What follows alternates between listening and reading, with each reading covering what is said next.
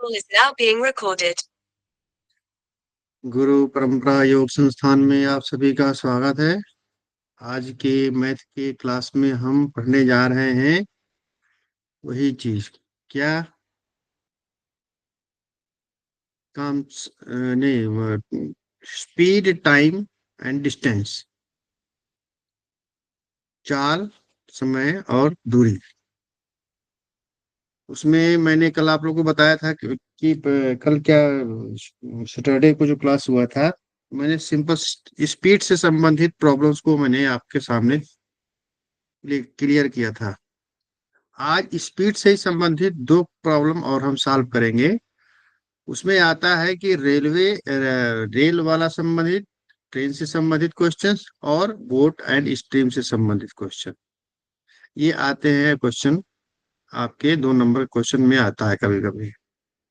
ठीक है, और बहुत इजी है, बहुत इजी है, बिल्कुल इसमें कोई टफ नहीं है। आप अपने कंसेप्ट को क्लियर रखेंगे तो आपको कोई दिक्कत नहीं आएगी।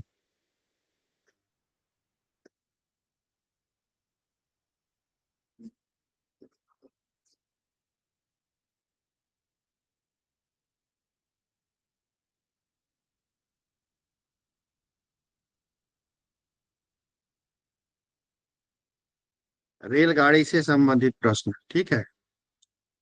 हमारा जो फार्मूला चलेगा हम उसी पर ही सब चलेंगे। Speed equal to distance upon time, ये हमारा जो क्वेश्चन, ये हमारा फार्मूला है, इसी पर ही सब चलाएंगे हम। इसके आगे हम कहीं नहीं जाएंगे। चाल बराबर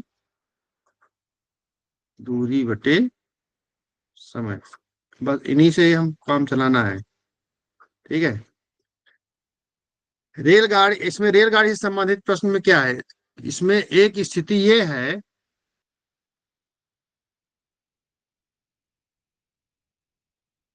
कि ये क्या कंडीशन ये है, कंडीशन 1। कंडीशन 1 में ये है कि रेलगाड़ी जो है हमारी, ये हमारी रेलगाड़ी छुक छुक छुक छुक धुक धुक धुक धुक थू थू थू, ठीक है, ये जा रही है हमारी। ये जब क्रॉस करती है किसी स्थिर चीज को, कोई एक चीज ऐसे रखा हुआ है, खड़ा हुआ है, स्थिर मतलब कि not movable, it is not moving, it is standing still. तो और उसकी जो लंबाई हो नगण्य है, निग्लेजिबल है, उसको हम सर अगर निग्लेक्ट कर सकते पोल हैं ना। पोल दूर है कि उसको हम निग्लेक्ट कर सकते हैं। जैसे एक पोल है, पोल अगर खड़ा है तो पोल की जो चौड़ाई है वो ट्रेन की लंबाई की कंपैरिजन में निग्लेजिबल है कि नहीं, उसको निग्लेक्ट किया जा सकता है। समझ रहे हैं। Yes sir. जैसे कोई आदमी खड़ा है, कोई पेड़ खड़ा है, तो उस समय इस कंडीशन में जैसे अब यहां से ये ट्रेन आई और इसको क्रॉस करके यहां पहुंच गई, ठीक है, ये यहां पहुंच गई। तो इस कंडीशन में कंडीशन नंबर 1 क्या है कि when A train crosses an object which is still and its width is negligible in comparison with the length of train। इस कंडीशन में क्या है कि ट्रेन द्वारा चली गई दूरी कितनी होगी, ट्रेन द्वारा distance covered by train, train द्वारा चली गई दूरी क्या होगी। ये दोनों चीज क्या होगी, ये कुछ नहीं होगी, केवल ट्रेन की लंबाई, ट्रेन की लंबाई, लेंथ ऑफ ट्रेन, ठीक है, जो ट्रेन की लंबाई है वही होगी डिस्टेंस। अब ये जो इसमें एक चीज हमें ऐसी कंडीशन में इसी चीज को ध्यान में रखना है कि जब कोई ट्रेन किसी स्टिल स्टैंडिंग स्टिल जो है, जो स्थिर है और निग्लिजिबल है उसकी चौड़ाई, उसको क्रॉस कर रही है, तो उस समय इसके द्वारा चली गई दूरी ट्रेन की लंबाई के बराबर दूरी तय करेगी। समझ रहे? अब यहाँ पर जैसे एग्जाम्पल दे दिया है कि 200 मीटर लंबी एक ट्रेन 20 मीटर प्रति सेकंड की चाल से चलती हुई पटरी पर खड़े पटरी के बगल में खड़े आदमी को पार करती है। उस आदमी को पार करने में लगा समय वही होगा जो कितना समय होगा? मान लीजिए ये ट्रेन है, यहाँ पर एक आदमी खड़ा है, उसको क्रॉस करने में, और ट्रेन की लंबाई कितनी है? 200 मीटर है। कितनी है? 200 मीटर। इस आदमी को, ठीक है, इस आदमी को क्रॉस करने में जो है टाइम लेता है कितना? 20। क्रॉस करता है कितने स्पीड? स्पीड क्या है? 200 ट्रेन की मीटर। लेंथ, ट्रेन की लंबाई क्या है? ट्रेन लेंथ 200 क्या है? Metre. 200 metre. Speed of train क्या है? 20 मीटर प्रति सेकेंड, 20 मीटर पर सेकेंड, यही है ना? तो टाइम वो कितने समय में उसको क्रॉस कर जाएगा ट्रेन? तो टाइम के लिए क्या होगा? टाइम इक्वल टू क्या होगा? उस फार्मूले जो हमने ऊपर बनाया क्या होगा? डिस्टेंस अपॉन स्पीड होगा। होगा कि नहीं होगा? डिस्टेंस कितना है? 200 मीटर। स्पीड कितना है? 20 मीटर पर सेकेंड। 20 10 जा 10 सेकेंड आएगा। कितने टाइम में क्या आएगा? 20। कैसे हो गया भाई? देख लो यहाँ पर किसे कर रहे हैं। तो अतः अभी इस समय 200 को 20 से डिवाइड करेंगे तो कितना आएगा? 10 आएगा ना। ये 20 सेकंड लिखे हैं, देखो कितने नालायक मूर्ख हैं। तो ये हमारा कितना आएगा? 10 सेकेंड्स। ये होगा ना क्रॉस करने में टाइम। अब इससे मैं कुछ भी दे सकता है, स्पीड दे दिया, टाइम दे दिया, तो ट्रेन की लंबाई पूछ सकता है। ठीक है?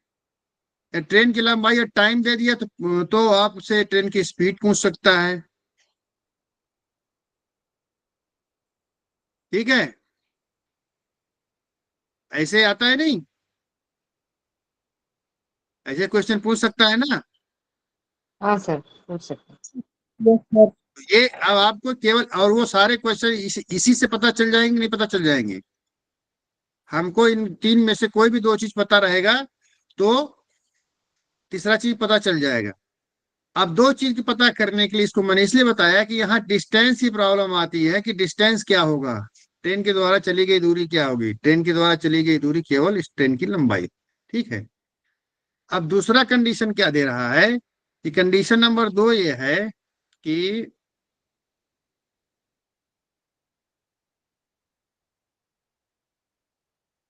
कंडीशन नंबर 2 दूसरी स्थिति कि ये हमारी छुछुकिया ट्रेन जा रही है। ठीक है? और यहाँ पर क्या है कि एक पुल है, एक ये क्या है? ब्रिज है। ये हमारी ट्रेन है। ये ट्रेन मेरी द्वारा बनाई गई है। वर्ल्ड क्लास की बेस्ट ट्रेन है ये। न कुछ नहीं है इसके अंदर, न चक्का है, न पहिया है, न कुछ नहीं, लेकिन दौड़ रही है। देखो ब्रिज को क्रॉस करके यहाँ पहुंच गई। ये देखो। ठीक है? ट्रेन की लंबाई, मान लीजिए इसकी लंबाई वाई है, वाई मीटर है। ट्रेन की लंबाई एक्स मीटर है।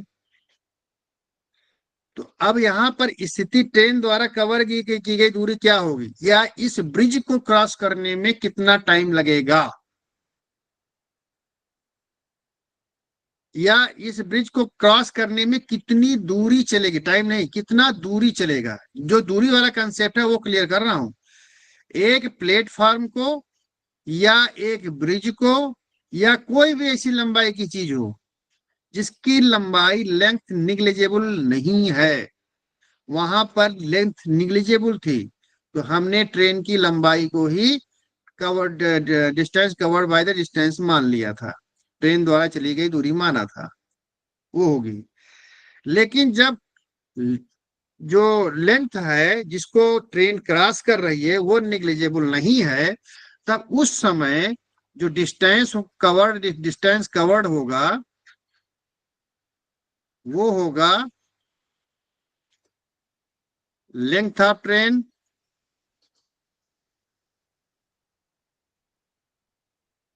Plus length of object. Bridge. हाँ, जो भी ऑब्जेक्ट। ऑब्जेक्ट है, ब्रिज है, तो यहाँ पर क्या होगा, एक्स प्लस वाई मीटर, ये डिस्टेंस कवर करेगा।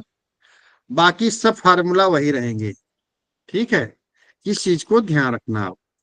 जैसे इसमें क्वेश्चन में दो रहा है कि 100 मीटर की रेलगाड़ी 15 मीटर प्रति सेकंड की दर से चार से चलती प्लेटफॉर्म को पार करती है, जिसकी लंबाई 200 मीटर है। तो रेलगाड़ी को उस प्लेटफॉर्म को पार करने में कितना टाइम लेगा। ठीक है, ये क्या है, ये ट्रेन है, ट्रेन की लंबाई कितना है, 150 मीटर। और ये प्लेटफॉर्म है, प्लेटफॉर्म की लंबाई कितना है, 200 मीटर। और स्पीड क्या है ट्रेन की, 15 मीटर, 15 मीटर प्रति सेकेंड ये इसकी स्पीड है। तो ये इसको कितने टाइम में क्रॉस करके यहाँ आ जाएगी। ये चीज क्लियर हुआ कि नहीं हुआ। तो टाइम क्या होगा, टाइम बराबर speed upon distance distance. Upon speed. Distance कितना होगा, 150 प्लस 200, यही तो होगा ना। और स्पीड क्या है, 15 मीटर प्रति सेकेंड। सेकेंड। ये हो जाएगा 3500 अपॉन 15। तो इसको कैलकुलेट करोगे, नहीं 350 होगा, 350 होगा ना। तो हो जाएगा 5×3 = 15, 5×7 = 35। ठीक है, 70। तो ये हो जाएगा 3×2 = 6, 3×3 = 9, एक ये हो जाएगा इतना सेकंड, इतनी सेकंड में वो पार कर जाएगा, प्लेटफॉर्म को क्रॉस करेगा। ठीक है। अब वाइस वर्सा इसमें कोई भी चीज पूछेगा आप बता देना, बस आपका कंसेप्ट ये क्लियर होना चाहिए कि अगर प्लेटफॉर्म को या पुल को या किसी बिल्डिंग को या किसी मैदान को या किसी खड़ी ट्रेन को, दो चीज ध्यान में रखना आप। खड़ी ट्रेन को पार कर रहा है, तो मान लीजिए कोई ट्रेन खड़ी है और वायु पार कर गई, तो दोनों ट्रेन की लंबाई जुड़ जाएगी। ठीक है, इस चीज को ध्यान में रखना। ये दोनों चीजें स्थिर हैं, यहाँ पर ये भी स्थिर है और वहां पर खंभा भी स्थिर था। ठीक है, और यहाँ पर देखो जो कि स्थिर है, देखो यहाँ भी दिया हुआ, आराम से देखो ध्यान से, यहाँ भी देखिए क्या दिया है, स्थिर है, जो स्थिर है, ये चीज को ध्यान रखना। तथा उसमें कुछ लंबाई है, और इसमें क्या है, जो स्थिर है तथा जिसकी लंबाई नगण्य है, यही दो कंडीशन है बस। बाकी फार्मूला सब वही लगेगा। ठीक है, सर, अगर दो ट्रेन चल रही है आपस में अपोजिट साइड में, है ना, तो तब भी फॉर्मूला सेम आएगा। हम आपको आगे बताएंगे ना। स्थिति 3, चलिए आ गया, इसमें कुछ दिखाई पड़ रहा है। स्थिति 3 क्या है, पढ़िए। जब दो गाड़ी आपस जब दो रेलगाड़ियां समानांतर पटरियों पर समान दिशा या विपरीत दिशाओं में चलती हूँ, आपका आ गया ना प्रॉब्लम जो हाँ, था, यस उसका इलाज आ गया ना यहाँ पर। यस। कि जब दो रेलगाड़ियां समानांतर पटरी पर समान दिशा, मतलब ये पटरी है और ये पटरी, दोनों पटरियां हैं रेलगाड़ी की।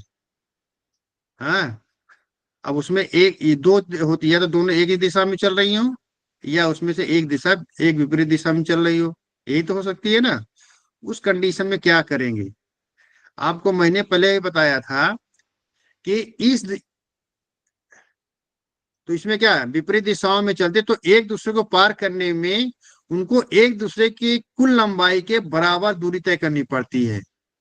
यदि वे समान दिशा में चलती हैं तब वे उनकी सापेक्षिक चाल, दोनों मैंने बताया था ना, सापेक्षिक चाल रिलेटिव स्पीड, दोनों अगर विपरीत दिशा समान दिशा में चलती तो वो उनका सापेक्षिक चाल उन दोनों गाड़ियों के चालों के अंतर के बराबर होता है। दोनों अगर एक ही दिशा में दोनों ट्रेन चल रही हैं तो उनका जो रिलेटिव स्पीड होगा वो उनके स्पीड का डिफरेंस होगा। अगर अपोजिट डायरेक्शन में जा रही हैं तो जो रिलेटिव स्पीड होगा दोनों के स्पीड का सम होगा। ठीक है। अब यहाँ अब लेकिन दोनों के जो डिस्टेंस कवर्ड होगी वो जैसे यहां से आई और यहां से जा रही है तब भी तो एक दूसरे को अपनी लंबाई की बराबरी क्रॉस करेंगी दोनों एक दूसरे को। और एक ही दिशा में जा रही तो भी तो धीरे धीरे धीरे जा रही है लेकिन वो भी तो जाके एक दूसरे के लंबाई की बराबरी क्रॉस करेगी। क्रॉस तो करेगी एक दूसरे की लंबाई की बराबरी। तो इस चीज को ध्यान से देखिए। जब दो रेलगाड़ियां समानांतर पटरियों पर समान दिशा या विपरीत दिशाओं में चलती हैं तो एक दूसरे को पार करने में एक दूसरे की कुल लंबाई के बराबर दूरी तय करनी पड़ती है। क्लियर हो गया? If two trains are moving parallel in the same direction or in opposite direction, तब उस in that condition they एक distance covered to cross each other, distance covered to cross each other will be the sum of the length of both the train।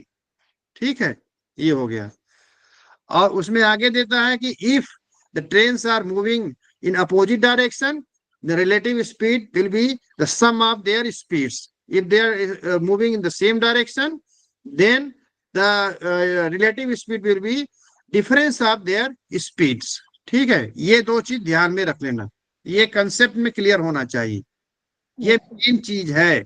मैं फिर से बोल रहा हूं, if two trains are moving parallel in either same direction or opposite direction the distance covered will be the sum of their length, but the relative speed will be, if they are moving in the opposite direction relative speed will be the sum of their speed, and if they are moving in same direction parallel then the relative speed will be difference of their speeds। you have to just memorize these two things in your mind before solving this type of questions। okay? अब यहाँ पे example दे रहा है कि 200 metre एक गाड़ी की लंबाई है, दूसरी की 100 मीटर की लंबाई है, दोनों एक 20 मीटर प्रति सेकंड की, दूसरी 10 मीटर प्रति सेकंड चाल चल रही थी। यदि वे दोनों समान दिशा में चल रही हो तो सापेक्षिक समान दिशा में चल रही है, moving in the same direction, then their relative speed, उनकी सापेक्षिक चाल होगी 20 माइनस 10 इक्वल टू 10। होगा कि नहीं? ट्रेन एक है, एक ट्रेन है, इसकी लंबाई कितनी है? 200 मीटर। कितनी है? 200 मीटर। और दूसरे दूसरी क्या है? 10 मीटर प्रति सेकेंड, ये इसकी स्पीड है। ठीक है। बी ट्रेन है, उसकी लंबाई है 100 मीटर और स्पीड है, इसकी 20 है, उसकी 10 है, 10 मीटर प्रति सेकेंड। ठीक है। अब इन कंडीशन में जो दूरी होगी, डिस्टेंस क्या होगी? डिस्टेंस तो दोनों ट्रेनों की लंबाई की जोड़ हो जाएगा, 200 प्लस 100 300 मीटर। ये हमारा डिस्टेंस आ गया।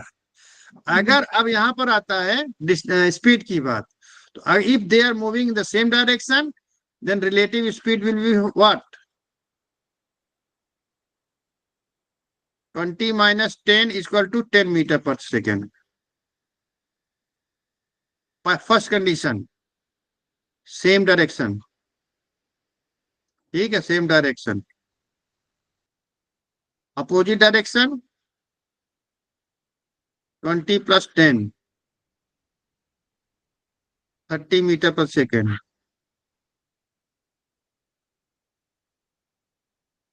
ये क्लियर हो गया?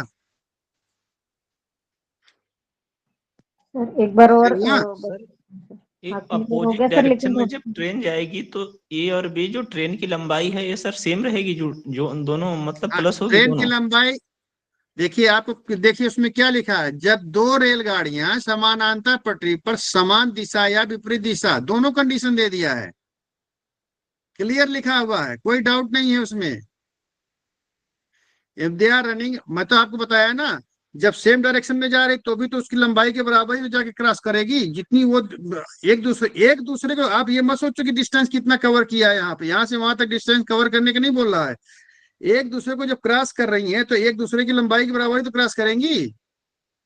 जी सर। मान लीजिए एक दूसरे को क्रॉस करने में वो एक 100 मीटर एक 200 मीटर है, तो 100 मीटर वाली जो 200 मीटर को क्रॉस करने में तभी क्रॉस करेगी जब 100 मीटर वाले की स्पीड ज्यादा होगी।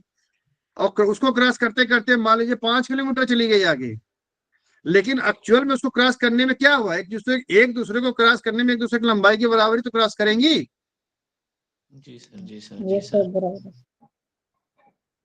और दोनों के रिलेट, अब हम यहाँ पर दोनों की ट्रेनों की चल रहे हैं, आपस में एक दूसरे से रिलेट करके चल रहे हैं, उसको जमीन के डिस्टेंस से रिलेट करके नहीं चल रहे हैं, ठीक है। तो अब यहाँ पर क्या हुआ कि पहली कंडीशन में टाइम कितना लगेगा एक दूसरे को क्रॉस करने में, सेम डायरेक्शन में, 300/10, तो 30 सेकेंड्स। और दूसरे में क्या होगा, 300/30, 10 सेकेंड। अब देखो अपोजिट डायरेक्शन में कम टाइम लगेगा ना, ये अपोजिट डायरेक्शन देखो आ गया ना। और सेम डायरेक्शन में क्या होगा, का ज्यादा टाइम लगेगा, 30 सेकेंड्स लग रहा है। हो गया ना क्लियर, तभी तो होगा हाँ। क्लियर। जब सेम डायरेक्शन में जाते हैं तो ज्यादा टाइम लगता है ना।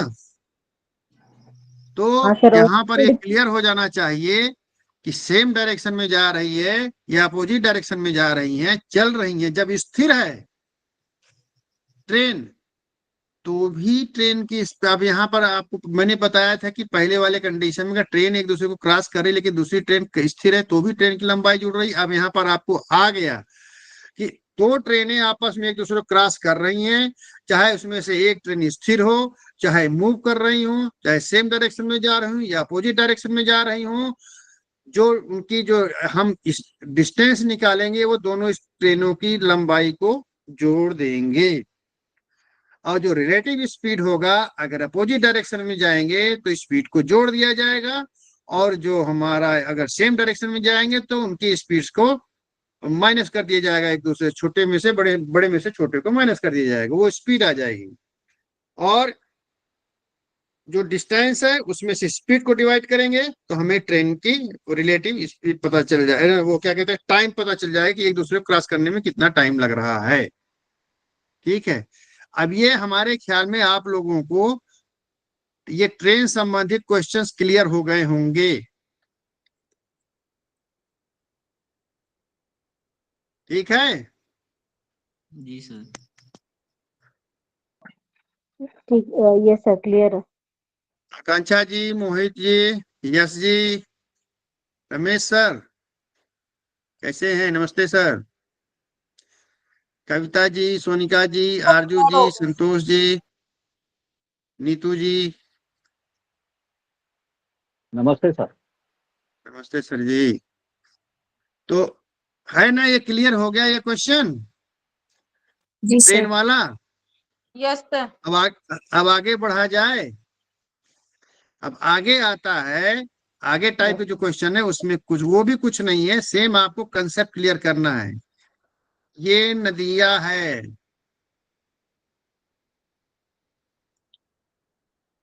ये हमारी नदिया के पार वाली नदियां है, ये हमारी गुंजा की नाव है, ठीक है। अब ये नदी की धारा है, ये नदी की धारा है, और ये हमारा बोट है, नाव है, ठीक है। बैठा दिया जाए यार एक आदमी। हाँ बैठ गया बेचारा। गुंजा बैठ गया सर। अभी चंदन अकेले बैठा है, गुंजा को लेने जा रहा है, ठीक है। अब इसमें दो चीज होती है, नदी की धारा, हम आपको बताएंगे नदी की धारा, टर्म्स जो आएंगे इसमें, नदी की धारा, इसको बोलते हैं स्पीड ऑफ स्ट्रीम, नदी को यहाँ पे बोल देते हैं स्ट्रीम, धारा, ठीक है। स्पीड ऑफ स्ट्रीम, नदी की धारा का वेग, ठीक है। Speed of boat,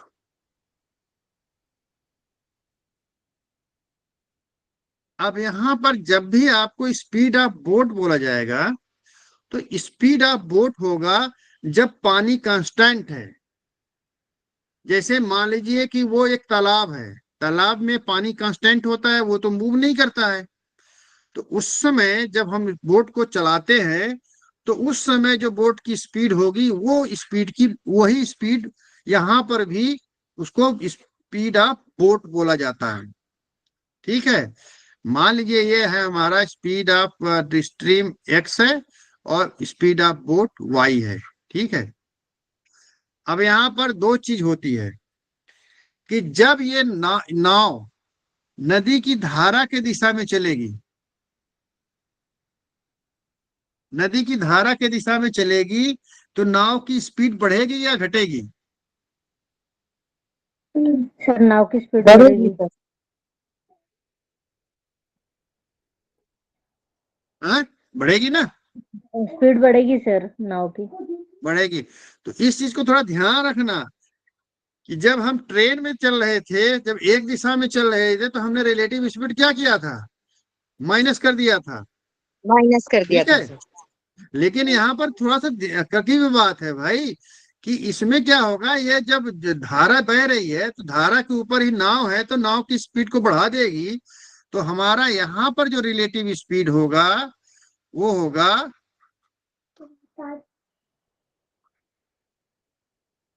x plus y, x plus y होगा, मीटर पर सेकेंड किलोमीटर पर आवर जो भी हो वो होगा। ठीक है,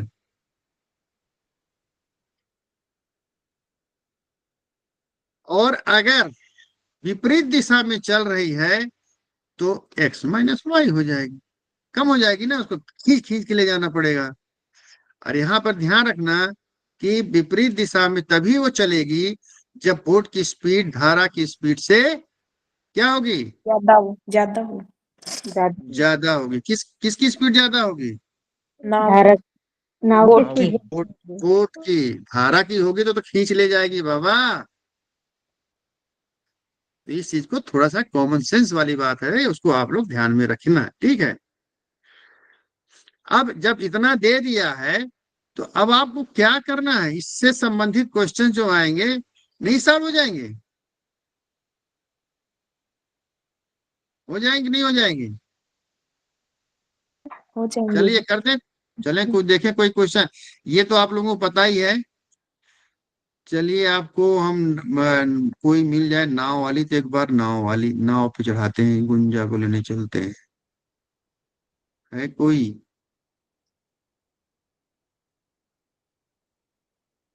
चलिए आ गए भाई साहब। एक नाव धारा के अनुकूल, धारा के अनुकूल, देखो एक नाव एडिशन धारा के एडिशन हो अनुकूल जाएगा मतलब सर। डाउन स्ट्रीम 35 मिनट में 7 किलोमीटर तथा धारा के प्रतिकूल 30 मिनट में 2 किलोमीटर जाती है। तो शांत जल में नाव की चाल तथा धारा के बहाव की गति क्या है? इसमें क्वेश्चन बड़ा अच्छा दे दिया है, देखिए। जो है नाव डाउन स्ट्रीम में जाती है तो 7 किलोमीटर 35 मिनट में क्लियर करती है, 35 मिनट में। ठीक है, और जब अपोजिट डायरेक्शन अप स्ट्रीम में जाती है, मतलब कि अप स्ट्रीम मतलब धारा की विपरीत दिशा में चल रही है, तब 2 किलोमीटर 30 मिनट में क्रॉस करती है, जो कवर कर पाती है। अब यहाँ पर देखो हमको क्या करना है कि यहाँ पर जब किलोमीटर दिया है तो किलोमीटर पर आवर का ही चक्कर चलता है स्पीड में। ठीक है, तो हम तुरंत यहाँ पर इस मिनट को हम आवर में चेंज कर लेंगे। ठीक है,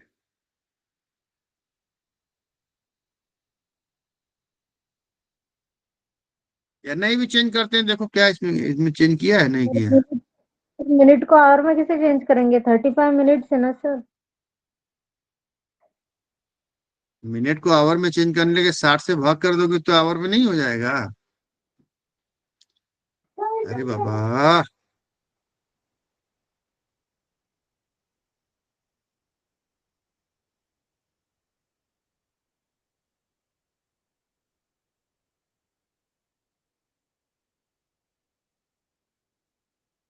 अच्छा, हाँ, ये बड़ा अच्छे तरीके से कर दिया। मैं थोड़ा दूसरे तरीके से जा रहा था, इसने बड़ा अच्छा दिमाग लगाया। देखो, 30 किलोमीटर 7 मिनट में। अच्छा, तो यहां पर जब ये धारा के अनुकूल दिशा में जा रहा है तो रिलेटिव स्पीड क्या होगी? एक्स प्लस वाई, यही तो होगा ना। Yes sir. और जो स्पीड निकालेंगे, इसकी मदद से जो स्पीड निकालेंगे वो एक्स प्लस वाई होगा। और दूसरा जो नहीं, क्या उल्टा बोल दिया क्या? 7 किलोमीटर है यार, 7 किलोमीटर 35 मिनट में, ठीक है। और 2 किलोमीटर 30 मिनट में। तो यहाँ पर अपोजिट डायरेक्शन में जा रहा है, तो रिलेटिव जो स्पीड निकलेगी वो रिलेटिव स्पीड होगी, वो एक्स माइनस वाई होगी, ठीक है। अब यहाँ पर देखो कितना अच्छा बोल रहा है कि धारा के अनुकूल 1 घंटा में नाव द्वारा चली गई दूरी, जब 35 मिनट में कितनी दूरी जा रहा है? 7 किलोमीटर। तो 60 मिनट में 60 मिनट का मतलब होगा 1 घंटा होगा कि नहीं होगा? हाँ 60 मिनट में कितनी दूरी चलेगा? 7/35 गुणे 60, यही तो होगा। जी सर। 35 क्या कहते हैं कि मिनट में 7 किलोमीटर जाता है, तो 60 मिनट में कितना जाएगा? 7/35 × 60। अब इसको हल करेंगे। 7×5 = 35, 5×5 = 60, 12 किलोमीटर। 12 किलोमीटर। इसका मतलब कि 60 मिनट में 12, या 1 घंटे में 12 किलोमीटर जा रहा है, यही तो होगा ना। तो ये कौन सा अनुकूल दिशा में जा रहा है ना, तब का है, मतलब एक्स प्लस वाई है। तो एक्स प्लस वाई बराबर 12 निकल गया, हो गया ना। एक्स है बोट की चाल और वाई है धारा की दिशा, चाल, स्पीड, ठीक है। Yes sir. अब दूसरे से क्या निकलेगा? एक्स माइनस वाई निकलेगा। वो कितना निकलेगा? सेम 2/30 गुणे 60, यही तो होगा ना। 30 दूनी 60, 4 kmph, 4 किलोमीटर एक्स पर माइनस बराबर 4, ठीक है। अब ये जो दो इक्वेशन हमें मिल गए हैं, इसकी मदद से एक्स और वाई की वैल्यू निकाल लोगे ना। अगर इनको आपस में जोड़ देते हो तो क्या होगा? X plus x 2x, plus y minus y खत्म, और 12×4 = 16, एक्स बराबर 8। 8 kmph किसकी स्पीड निकल आई? बोट की, ठीक है। और 12 में से 8 माइनस करोगे यहां पर तो क्या होगा? 4 किलोमीटर पर आवर। वाई की स्पीड निकल आएगी। वाई की हाँ स्पीड क्या आ जाएगी? 12 - 8 4। 4 किलोमीटर पर आवर। दोनों निकल आया कि नहीं निकल आए? कितना सिंपल है, कितना आसान है। सुनने में पहले बहुत कठिन लग रहा था, लेकिन है बहुत आसान।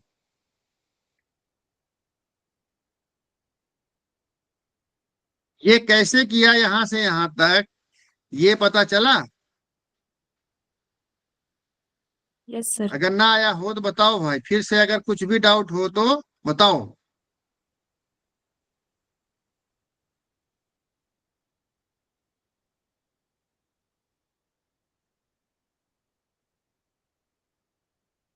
चलो एक दूसरा वाला भी कर देते हैं, ठीक है।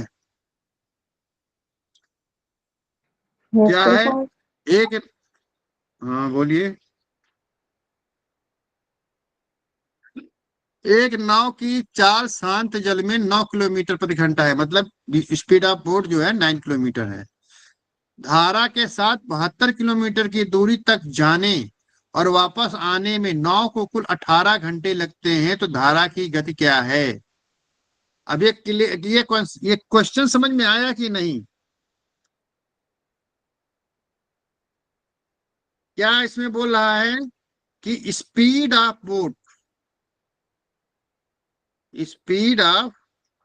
बोट इज 9 kmph, ठीक है, 9 किलोमीटर पर आवर है। धारा की दिशा में मतलब इसकी दिशा, धारा के साथ मतलब ये नदी है, ये नदी है, ठीक है।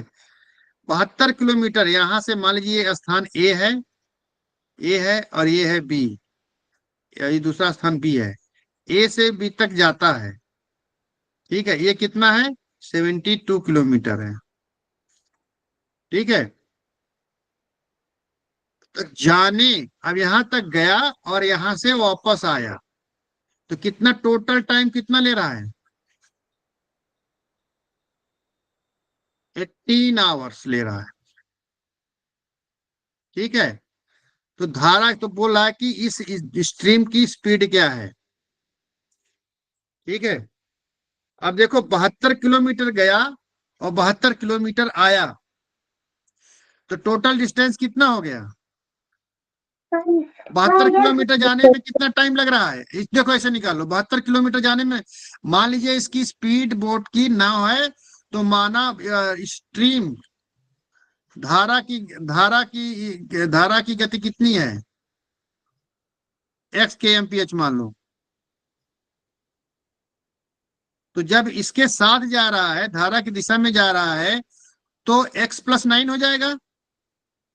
तो टाइम टेकन, टाइम वन जाने की दिशा में टाइम 1 कर देते हैं। ठीक है, कितना हो जाएगा? 72 होगा ना, डिस्टेंस अपॉन स्पीड, यही तो होगा ना टाइम। 72 बटे x+9, और टाइम 2 क्या होगा? जब वापस आ रहा है तो 72 किलोमीटर ही आ रहा है, लेकिन स्पीड क्या हो जाएगी? x-9 आवर, यही तो होगा ना। Yes, sir. अपोजिट डायरेक्शन में आएगा तो x-9 हो जाएगा, या 9 - x हो जाएगा। 9 - x करो, Yes, वापस yes, आ रहा है तो 9 की ज्यादा होगा ना, 9 - x होगा। ठीक है, अब ये टाइम 1 प्लस टाइम 2 एज पर क्वेश्चन कितना है? 18 आवर्स, यही तो बोला ना, बोल दिया ना उसने क्वेश्चन में। जी अब सर। इसका मतलब क्या हुआ? 72 upon x+9 plus 72 upon 9 - x equal to 18 hours. अब देखो, हमें एक क्वेश्चन, हमें क्या मिल गया? इक्वेशन मिल गया, समीकरण मिल गया, और हमें एक ही वैल्यू, एक इक्वेशन, एक वैल्यू अननोन, इसकी मदद से हम क्या करेंगे? निकाल लेंगे वैल्यू x की। ठीक है, इसमें x की वैल्यू निकाल लेंगे। और अगर आपको देखना हो तो ऐसे भी कर सकते हो, आपको उसमें ये वो जा रहा है ना, त्रिपद व्यंजक में जा रहा है ट्रिपल, उसमें तो ये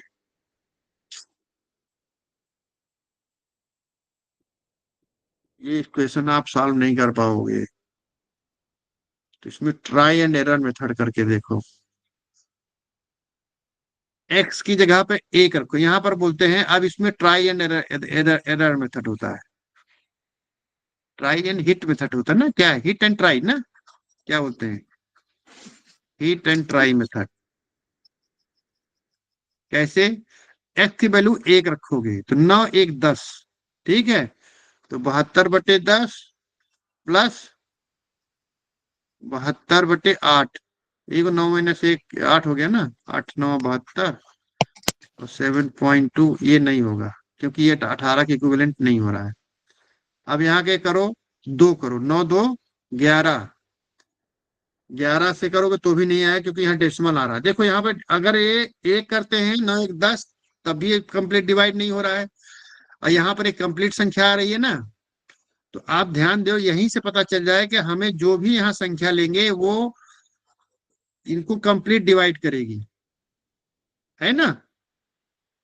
हम यहाँ पर जो भी संख्या लेंगे x की जगह पर, ट्राई एंड हिट मेथड करने के लिए, तो हम यहाँ x की वो वैल्यू लेंगे जो कि इसको कंप्लीट डिवाइड करे, इसको भी कंप्लीट डिवाइड करे, और उसका सम 18 के बराबर हो। ये चीज ट्राई एंड हिट मेथड बहुत काम की चीज होती है। जब आपको कोई फार्मूला ना आ रहा हो तो यहाँ पर ट्राई एंड हिट मेथड चलता है, और उससे हमें क्वेश्चन का आंसर लगाना है बस। तो यहाँ x की वैल्यू 1 रखोगे तो 9 × 1 = 10, 72 को 10 कंप्लीट नहीं डिवाइड कर पाएगा, इसको तो कर देगा लेकिन इसको नहीं कर पाएगा, तो हम 1 की वैल्यू लेंगे ही नहीं।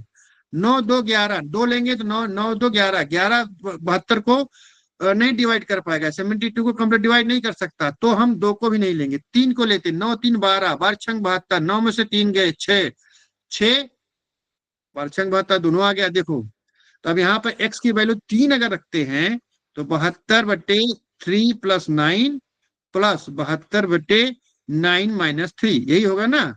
ये हो जाएगा 9 3 12, 9 में से 3 गए 6, 12 छंग 72 और 9 6 बरहम में, और 12 + 6 18। अरे देखो आ गया भैया, इसका मतलब x की वैल्यू क्या है 8। स्ट्रीम ये है, ये क्या है, नदी की गति। आ गया कि नहीं आ गया? क्योंकि यहाँ पर ax² + bx + c ये = 0, ये एक इक्वेशन का फार्मूला होता है, इसको सॉल्व करने का तरीका अलग से होता है। ये चीज ना मैंने पढ़ाया आपको, ना ये चीज आप लोग जल्दी से समझ पाओगे, इसलिए मैंने यहाँ पर आपको इस फार्मूला के चक्कर में ना पढ़ करके, देखो यहाँ पर दिया है, यह है ना 72 = 81, क्या है करके दिया है ना कुछ,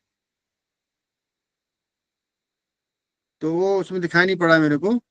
आपको ये फार्मूला जाने की जरूरत ही नहीं है, जब भी ऐसे क्वेश्चन आ जाए वहां पर ट्राई एंड हिट मेथड करो। देखो हमने आपको रास्ता बता दिया कि यहाँ पर ये 18 है, तो यहाँ पर या तो 10 8 18 होगा, या 9 और 9 होगा, या फिर 12 6 होगा, ऐसे ही वो कंप्लीट होगा नंबर ना, डेसिमल में नहीं आएगा। अगर डेसिमल में आएगा तो ये या तो दोनों डेसिमल में आए, 0.5 + 0.5 वो जुड़ जाएगा तो हो सकता है। लेकिन हम देख रहे हैं कि इसमें जैसे 1 करते हैं तो इसको तो कंप्लीट डिवाइड करता है, इसको नहीं करता है। 2 करते हैं तो ये 9 - 2 6 7, ना तो इसको कर रहा है ना तो इसको कर रहा है। तो इस तरीके से हम ये देख रहे हैं कि हम केवल 3 रखते हैं तो तुरंत हो जाता है। तो x की वैल्यू यहाँ पर 3 रखो, और x की वैल्यू हमारी 3 आ गई, 3 है। ठीक है, और कुछ?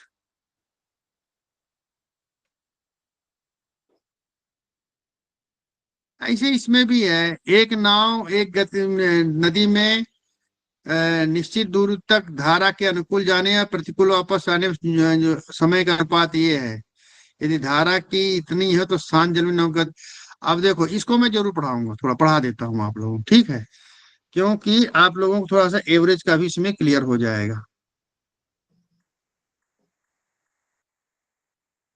एक नाव नदी में से किसी निश्चित दूरी तक, कोई निश्चित दूरी तक, मान लीजिए है डी, ठीक है, डी तक जाती है, तथा धारा के अनुकूल जाने तथा प्रतिकूल वापस आने में, जाने और आने दोनों में, जाने और आने में जितना समय लेती है उसमें 3:5 का अनुपात है।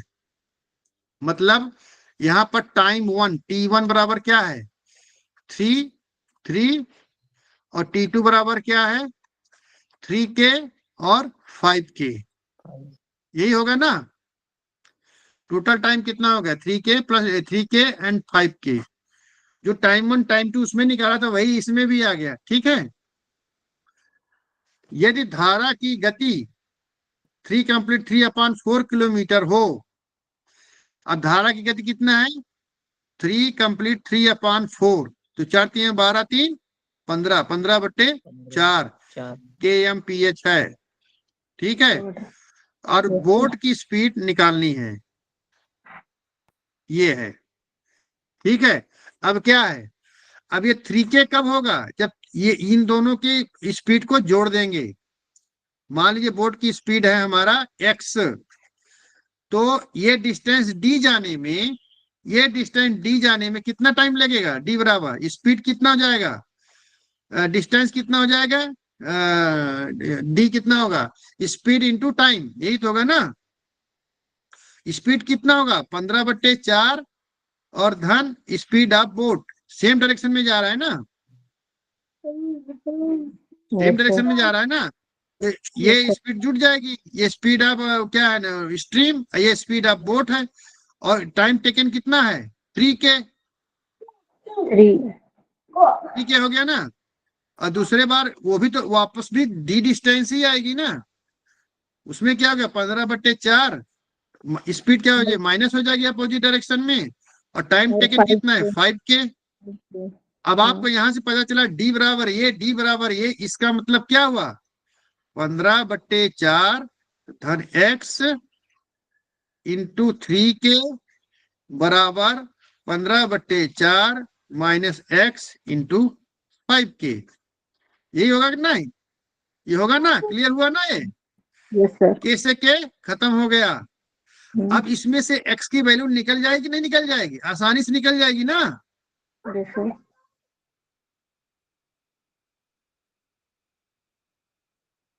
निकल जाएगी ना x की वैल्यू। यही तो पूछ रहा है बोट बोट की स्पीड। हम ये जो इतना ज्यादा गया, मैं इतना गया ही नहीं, मैं तो केवल इसी से निकाल रहा हूं। अरे भाई ये हो जाएगा 3 अंदर आ जाएगा तो 15/4 गुणे 3 धन 3x, यही तो होगा ना, बराबर ये 5 अंदर जाएगा तो 15/4 गुणे 5 माइनस 5x, यही तो होगा। इसको इधर ले आओ तो 8x हो जाएगा, और इसको इधर ले जाओगे तो क्या हो जाएगा माइनस, चलो मैं नहीं लिख देता हूँ नहीं तो फिर घबरा जाओगे। ये इधर आएगा तो ये माइनस इधर आएगा, इस साइड में लेफ्ट साइड में आएगा तो इसके साथ जुड़ करके प्लस 8x हो जाएगा, और ये बराबर हो जाएगा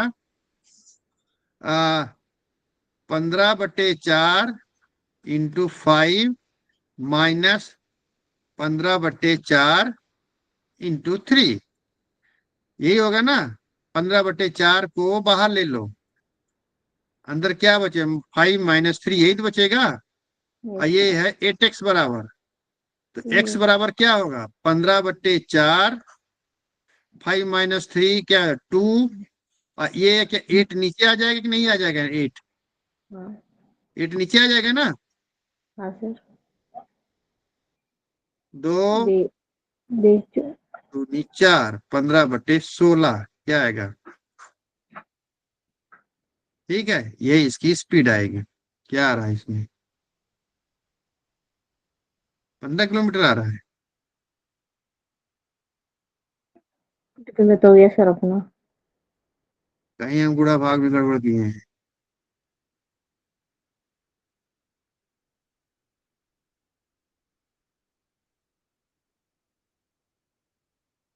सर इनका 120/4 आया है अपना, ऊपर उसके वही गलत हुआ है सर कुछ।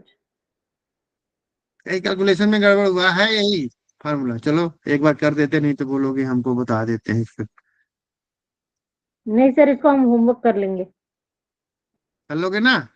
अब देखो यस ये सर। एकदम सिंपल है कि नहीं। हमने डी देखो इक्वेशन निकालने के लिए हमने केवल एक ही चीज लिया कि दोनों तो एक ही दिशा में चल रहे हैं, एक ही डिस्टेंस कवर कर रहे हैं।